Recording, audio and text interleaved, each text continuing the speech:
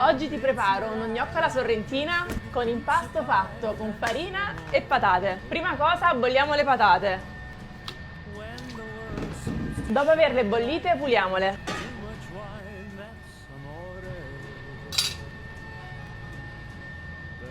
E ora schiacciamole.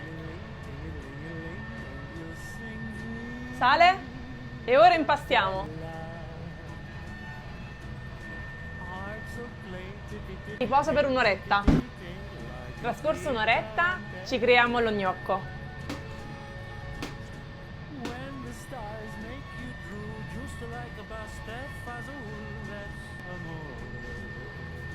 Caliamo gli gnocchi. E ora diretti nel ragù napoletano. Formaggio, provola, basilico.